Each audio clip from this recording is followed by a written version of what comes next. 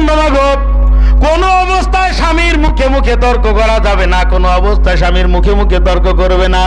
একটা মহিলা দুইজন বান্ধবী, বলবো গল্পটা একটু বলবো, বেশি একটা মজা লাগবে না, মানে ঠান্ডা তো আপনারাও গরম হচ্ছেন না, আমিও গরম হওয়ার সুযোগ পাচ্ছি না। দুই বান্ধবী, দীর্ঘদিন কলেজ পড়ুয়া বান্ধবী। অনেক সময় বিবাহ হয়ে যাওয়ার পরে মানুষে গ্রামের মুরব্বীরা বলে থাকে দুই নদীর মিল হয়, কিন্তু দুই বোনেরও মিল হয় না। অনেক সময় মানে দেখা হয় না, অনেক দূরে দূরে বিবাহ হয়েছে, একসঙ্গে আসার সুযোগ হয় না। এখন এই দুই বান্ধবীরও এরকম অবস্থা হয়েছে, কিন্তু সৌভাগ্যক্রমে এই দুই বান্ধবী কিন্তু দুইজনেরই স্বামী সরকারি চাকরি করে, একই শহরে পোস্টেড। এরকম হয়ে যায় না অনেক সময়, একই শহরে পোস্টিং। এখন স্বামী স্ত্রী, মানে এই দুই বান্ধবী হঠাৎ করে শপিং কমপ্লেক্সের সামনে দেখা। আরে সকিনা তুই, আরে করিমা তুই, কি ব্যাপার? আরে কতদিন পরে সই তোর সঙ্গে দেখা। এই তো আমরা এইখানে থাকি, বাগমারার পাশে ওইখানে। আরে আল্লাহ, আমরাও তো ওইখানে 7 রাস্তার মোড়ে ওই জায়গায় থাকি, এই তো কাছাকাছি হয়ে গেল একবার, গেছে না? আরে কথা কয় না, খুলনা শহর দিয়ে বলতেছে তো আপনিও বুঝতে পারেন, কাছাকাছি হয়ে গেছে। এখন এই দুই বান্ধবী যখন কাছাকাছি, একজনের চেহারা একদম রোগা, মানে চোখের নিচে কালি পড়ে গেছে, খুব কষ্টের মধ্যে আছে, আর একজন খুব ভালো হাসি খুশি অবস্থার মধ্যে আছে। তখন জিজ্ঞাসা করতে, তোর এরকম অবস্থা কেন? কয়, দুর্ভাগ্য আমার জীবনে, স্বামী একটা পাইছি আলহামদুলিল্লাহ, সারা দিন কোনো সময়ের জন্য, 1 সেকেন্ডের জন্য কোনো শান্তি নাই। শান্তি বলতে কিছু নাই, আমাদের স্বামী স্ত্রীর ঝগড়া সব সময়। স্বামী স্ত্রী যদি ঝগড়া হয়, সারাটা দিন খারাপ যাবে, সারাটা রাত খারাপ যাবে, ব্যবসা বাণিজ্য কোনো কিছুই কি কিন্তু মন বসবে না। কি বলেন, কথা ঠিক আছে না? এখন এই কথা বান্ধবীর মুখে শুনিয়ে সে বলতে, আলহামদুলিল্লাহ, আমাকে আল্লাহ পাক অনেক সুখে রেখেছেন, আমি খুব সুখী আছি, আমার স্বামী অত্যন্ত মহব্বত করে আমাকে, ইত্যাদি ইত্যাদি অনেক গল্প। এরপর এই দুইজনে মিলে পরামর্শ করতেছে, কয় আমাদের এইখানে একজন হুজুর আছে, ধরে নেন খুলনা দারুল উলুম মাদ্রাসার মোহতাম সাহেব আছে, ওইখানে পানি ফোড়া খাইলে মানুষ ভালো হয়ে যায়, পানি ফোড়া। আর মহিলারা তাবিজ কবজের উপরে বিশ্বাস করে বেশি। কি বলেন, কথা ঠিক আছে না? এই বান্ধবীরে বলে দিছে। এবার এই ভালো বান্ধবী তার স্বামীর এই বিষয়টা খুলে বলেছে, স্বামী বলতে ঠিক আছে, এই বিষয়টা দেখার দরকার। এই লোক যে ওই স্বামীর সঙ্গে, ওই বজ্জাত স্বামীর সঙ্গে চলাফেরা করে, চা কফি খেয়ে খেয়ে বন্ধুত্ব করে ফেলেছে। বন্ধুত্ব করে ওই বন্ধুরা পরামর্শ দিছে যে কি অবস্থা, কি অবস্থায় আছেন আপনার স্ত্রী, আমার স্ত্রী তো পরস্পর বান্ধবী ইত্যাদি, বহুত সম্পর্ক হয়ে গেছে। সম্পর্ক হয়ে যাওয়ার পর এই যে বান্ধবী নিয়ে গেছে হুজুরের কাছে পানি ভরা খাওয়ার জন্য, পানি ভরার জন্য যখন নিয়ে গেল, নিয়ে যাওয়ার পর হুজুর পর্দার অন্তরালে সবার কাছ থেকে, স্বামীর স্ত্রীর কাছ থেকে সমস্ত তথ্য বিবরণী, কাহিনী, ঘটনা, পরিক্রমা সবগুলো শুনলো। শোনার পরে যে পানি পড়া দিছে, পানি পড়া দিয়ে তারপরে বলতেছে, মাগো আমি সুন্দর একটা পানি পড়া দিয়ে দিলাম, তুমি এই পানি পড়ার উপরে আমল করবা, তবে এই পানি যদি তুমি খাও তাহলে কিন্তু বিপদে পড়ে যাবা। যখনই দেখবা যে তোমার স্বামী বাড়ির মধ্যে এসেছে, ঘরে গেট দিয়ে প্রবেশ করেছে, তখনই এক গাল পানি মুখের মধ্যে নিয়ে মুখটা বন্ধ করে রাখবা, কোনো অবস্থায় যেন পানি গলার থেকে অতিক্রম না করে। আবার যদি ফেলে দাও স্বামী থাকা অবস্থায়, তাহলেও কিন্তু সমস্যা হয়ে যাবে। এই পানি যদি ভুলে খেয়ে ফেলো তাহলেও কিন্তু ক্ষতি হয়ে যেতে পারে। পানি যদি খেয়ে ফেলো তাহলে ক্ষতি হবে, আবার যদি ফেলে দাও তাহলে ক্ষতি হবে। এইভাবে তুমি 21 দিন পর্যন্ত এই আমলটা করবা। কয়দিন? রাগ হচ্ছে আপনাদের? 21 দিন পর্যন্ত এই আমলটা করবা। 21 দিন পরে আমার কাছে আসবা, এখানে যদি না শুধরায় তাহলে আমি আরো ভালো তাবিজ দেব। তাহলে মহিলাদের এই তাবিজ তোমার এমনি তো বিশ্বাস করে, আর এগুলোর পরে আমলও কিন্তু খুব মজবুতি আকারে করে, সুফল পাওয়ার জন্য। ও মুসলমান, 1 দিন, 2 দিন, 3 দিন, 5 দিন, 7 দিন, 1 সপ্তাহ হয়ে গেল। 1 সপ্তাহ হয়ে যাওয়ার পরে স্বামী বাড়িতে এসে বিভিন্ন রকমের অজুহাত নিয়ে যখন আগের মতো রকম মারপিট করতে চায়, গালাগালি করতে চায়, স্ত্রী একদম বরফের মতো ঠান্ডা। কথা বলার কায়দা আছে? কথা বলার তো কায়দা নেই, সে তো মুখ খুলতে পারতেছে না, একদম কথা বলার কায়দা নাই, একদম বরফের মতো ঠান্ডা। এইভাবে একাকি ঝগড়া করতে আর কতক্ষণ মজা লাগে। সপ্তাহখানি গেছে, যাওয়ার পরে নিজের ওই যে বেস্ট ফ্রেন্ড, ঘনিষ্ঠ যে বন্ধু আছে, ওই বন্ধুকে গিয়ে বলতেছে, দোস্ত একটু সমস্যার মধ্যে আছি। কি সমস্যা? কয়, তোর ভাবি আগে কথা একটা বললে 4টে বলে উত্তর দিত, আর এখন এই 1 সপ্তাহ ধরে যে কি হইলো, টোটাল কোনো কথা বলে না, আমি মারলেও কোনো আওয়াজ করে না, কান্নারও কোনো আওয়াজ নেই, কি করা যায়? এই বন্ধু আগে তো জানে না সব। আপনারা কি আমার সঙ্গে আছেন তো ভাই? এই বন্ধু তো আগের থেকে জানে যে এর বাড়ির কি হয়েছে, তারপরে এর স্ত্রী ওরে নিয়ে গেছে ওই ফকিরের কাছে, পানি ভরা দিছে। সবকিছু শুনে বলতেছে আমার মনে হয় দোস্ত আমাদের এলাকায় একটা হুজুর আছে, ওই হুজুর যদি পানি ভরা দেয় তাহলে মনে হয় ঠিক হয়ে যায়, তোর স্ত্রীর কোনো সমস্যা হলো কিনা, চল দিয়ে আজ বিকালে অফিসের পরে যাই। হ্যাঁ চল। অফিসে যাওয়ার পর ওইখানে গিয়ে হুজুরের কাছে বিবরণ দেওয়ার পরে হুজুরও চিনতে পেরেছে যে এটা হলো ওই মহিলার স্বামী। ওই সেই মহিলার স্বামী, যেই মহিলা গত সপ্তাহে এসে তাবিজ নিয়ে গেছে, পানি ভরা নিয়ে গেছে। হুজুর ওই স্বামীকে বলতেছে বাবাজি এই ধরনের সমস্যা কি কারণে হয় জানো? যদি অমানুষের মতো তোমার স্ত্রীর সঙ্গে তুমি যদি আচরণ করো, জানোয়ারের মতো আচরণ করো, অকথ্য অশ্লীল অশ্রাব্য ভাষায় যদি তাকে গালাগালি করো, যখন তখন তার গায়ে হাত তোলো, এইরকম ভাবে তাকে যদি অপমান অপদস্থ করো, স্ত্রী হলো সম্মানের জিনিস, মর্যাদার জিনিস, মহাব্বতের জিনিস, ভালোবাসার জিনিস, আর সেইটার উপরে যখন তুমি রাগারাগি করো সব সময়ের জন্য, তখন এইরকম হইতে পারে। তাহলে হুজুর আমার এখন বাঁচার উপায়টা কি আছে?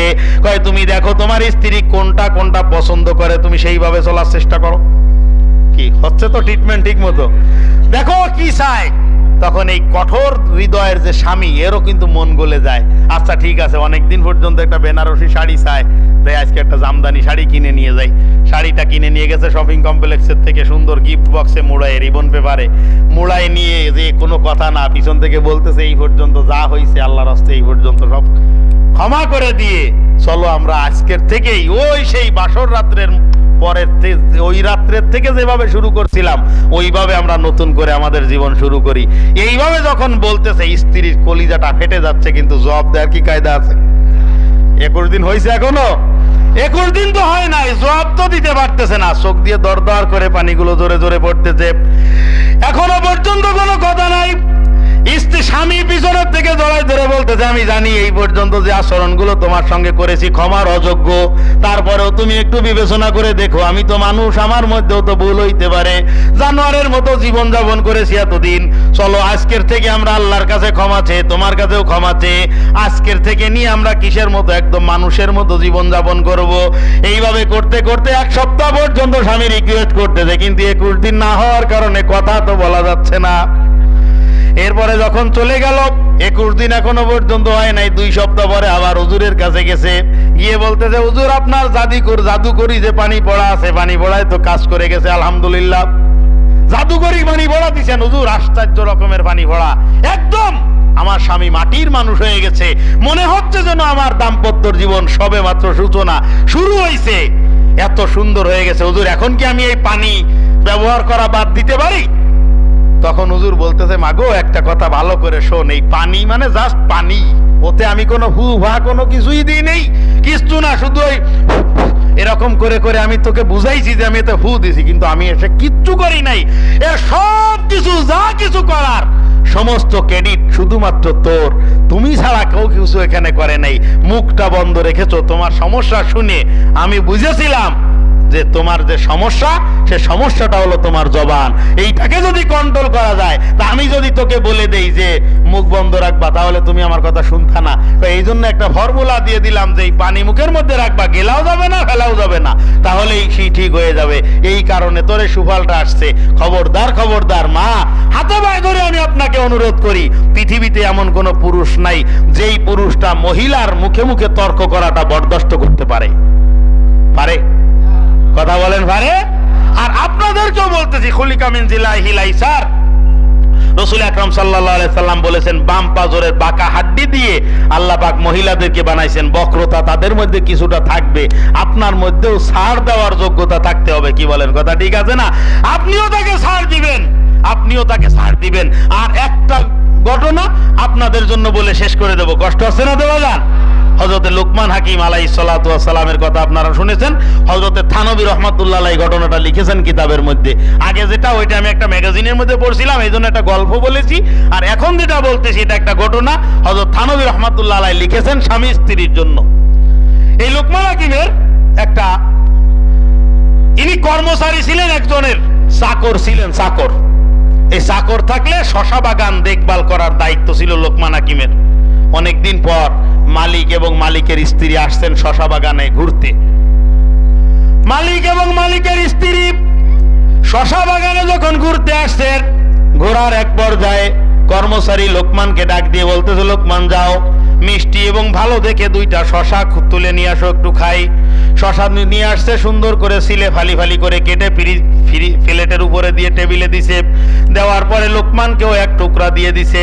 এখান থেকে একটা শিক্ষা গ্রহণ করবেন বাজার, বাড়ির যে কাজের লোক থাকবে, যে কাজের বেটি থাকবে, যে আপনার জন্য খাবার দাবার রান্না করে, গোছগাছ করে, আপনার ঘরে কোনো ভালো খাবার হইলে বা যে খাবারই রান্না করুক, ওই খাবারের একটা অংশ তাকেও কিন্তু দিতে হবে। কি বলেন, কথা ঠিক কি ঠিক না? লোকমান হাকিমকেও এক টুকরা দিছে। দেওয়ার পরে লোকমান হাকিম এমন ভাবে ওইটা খাইতেছে, কেমন যেন এমন অমৃত আগে কোনোদিন খায় নাই, এত সুন্দর। স্ত্রী যখন এক টুকরা নিয়ে মুখের মধ্যে দিছে, দেওয়ার পরে একদম মুখটা ভেসকাই গেছে, তিতা, এত বেশি পরিমাণে তিতা, তিতার চোটে মুখে তোলা যায় না। তখন লোকমানকে বলতেছে, লোকমান তোমাকে এক টুকরা দিলাম, এমন ভাবে খাইতেছো মনে হইতেছে জীবনে কোনোদিন শশা খাও নাই, এমন ভাবে খাইতেছিস কিভাবে, তো তিতা মুখে দেওয়া যায় না। এখান থেকে 2টা শিক্ষা আমরা নেব।